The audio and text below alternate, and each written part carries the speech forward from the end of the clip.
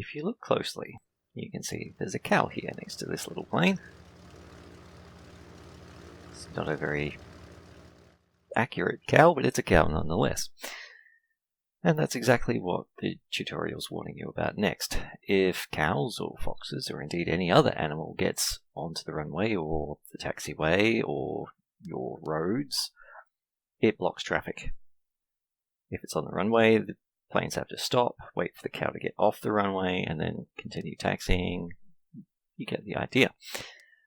And so that's why it's saying you should really build a fence around your airport.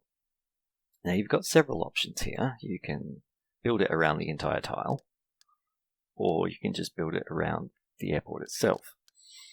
And for today, I think I'm going to stick to building it around the airport itself. So if we click and drag, and you'll notice the tutorial page has changed already. In order to actually complete the task, you just need to build a fence. It doesn't have to be a complete fence. You should also note that if I zoom in enough, you can see the fence can be put either of two ways.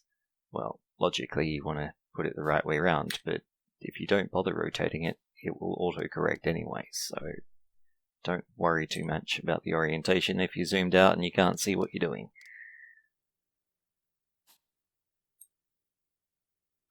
Bingo. And it also forms corners automatically. So, that's part one of that, but it's disappeared and now I can't see.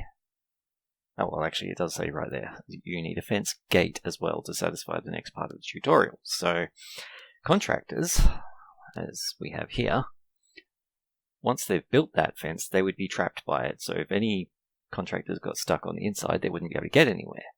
So we need to put fences in, we need to put gates in so that they can get around. And I'm putting a few in, essentially for future-proofing. Because sooner or later there's going to be buildings up here, there's going to be buildings over here. We don't want this rectangle to get in our way. And so let's unpause and get these things started.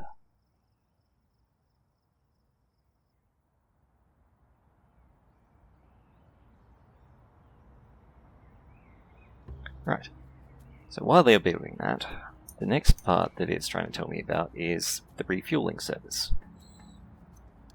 So click past the green panels to get to the blue ones that actually tell you what to do. We need to place a vehicle checkpoint first. That is literally what it sounds like. It's the spot between public roads and your airport's internal roads where vehicles get security checked. Now, I could place it here. If I do that, I'm essentially trapped by this runway because I can't get around the top. I'll just go into planning mode to show you what I'm talking about. If I put it here, and then switch to service road, I would have to come across here, and I've got a very tight space to work with. Now, that's perfectly fine, but for my personal preference, I'm going to avoid doing that. So instead, I'm actually going to have it join on here, thus keeping my contractors and drop-off site separate from other traffic. So we want to get to vehicle section, we want to get to a vehicle checkpoint, and I'm going to place it just a little bit off the road. So, public road first, and you'll notice I'm clicking onto the red squares here. Those currently have no connection. You have to connect, otherwise the cars can't get in and out. Also, I'm still in planning mode, which I didn't really mean to do, so let's just get that started. And then you need to switch to service road for anything inside your airport. Now I'm going to stick with grass for now, just to save money in the short term. Long term, you're actually a lot better off using asphalt or concrete once concrete's available. But at the moment, I'm just going to stick with grass. Draw it out to, no, not there. Slightly higher. There, I can't draw it underneath that fence. So we're going to alter the fence that we just put in. And if you zoom in again, you can see this service entry has a bit of fence attached to it already. So we can put that there. We can delete this bit. And again, for the moment, we're just going to keep this tight and small. So let's grab our fence again. Build it along here. And I can never quite remember exactly where the fence is. There it is. So in doing that, I've trapped my contractors again, so let's put another gate over here. And finish building our grass road connection. And you can see here that they've opened this gate and they're filtering through it. If that wasn't there, they'd be having to go all the way out and come back round. Now, you cannot draw a service road over a runway ramp or a runway, but you can draw it over a taxiway. So I can draw it here, and then down to there. That was too far. And line it up like so.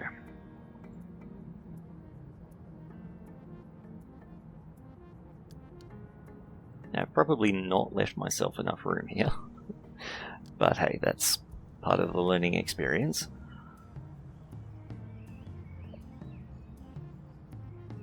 And you'll see, if I zoom out a little, grass roads tend to sort of vanish as you zoom out, and that makes it really hard to see what you're doing later on, but ultimately we're not going to leave it as a grass road anyway. So the next part is to build a vehicle depot or a service parking lot. These are the places where your airport vehicles stop when they're not assigned to a task.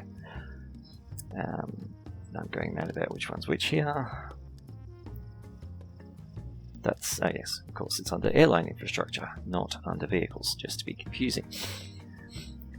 So a vehicle depot can hold 20 vehicles and takes up very little space because it's a multi-story structure.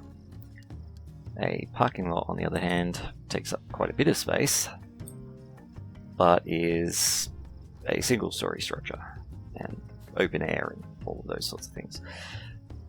Now, if I draw in a little more grass, oops. Oh yeah. When we drew out our taxiway, I mentioned that it doesn't have to be 5 wide like the ramp, and for 3 wide it pretty much fits general aviation aircraft and you've got no problem. But you can actually get away with a single width of taxiway. The same is true of roads. If you only build a single width of road, cars will go along it each way unless you specify that it's one way.